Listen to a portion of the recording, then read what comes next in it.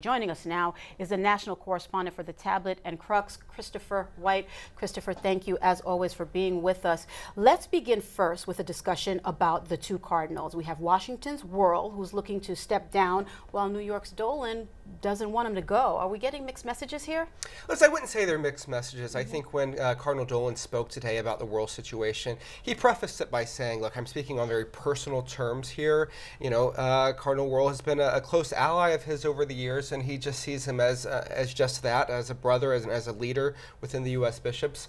But I think he'd ultimately say, look, the cardinal has to do what's right for his own archdiocese, and Cardinal Wuerl has maintained that the next step is resignation for the sake of healing. And of course, I think that's something that Cardinal Dolan would support as well. Very important meeting that we've been discussing today.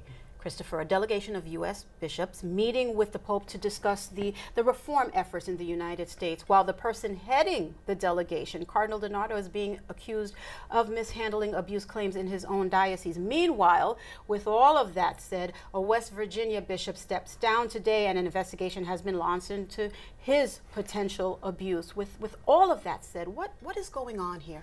Liz, I think one of the things we've heard referenced a lot in the past few months is that the church is having its own Me Too moment where, you know, in the same way in which sort of, you know, in Hollywood, all of these abuse accusations sort of came forward once a number started to surface. I think we're seeing that in the church too. It goes to show you in a sense that this isn't just a Hollywood issue or a church issue, this is a societal issue. But I think what we've heard from leaders like Cardinal DiNardo and Cardinal Wuerl and Cardinal Dolan and many others in the past few months is that we need to hear these stories. They're welcoming that. And so I think that's why you're hearing them break through right now. A story you've been following, Christopher, the leadership of the USCCB meeting in Washington this week to formulate a response to the abuse crisis here at home. How did the meetings go?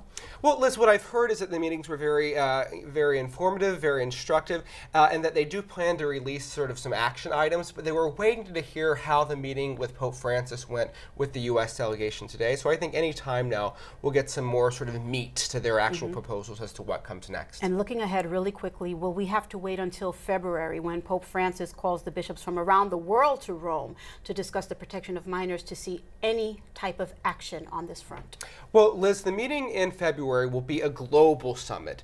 But before we get to that meeting in February, we have this the U.S. Bishops' General Assembly, which will take place in Baltimore in November. And that, I think, is when we'll see some real action take place, particularly when it comes to tangible measures for holding bishops accountable. So we may see some proposals then to start reforming canon law and also invite a greater role for the laity in bringing about greater transparency here. All right, Christopher, thank you so much. We covered a lot of ground. Always good to have you here.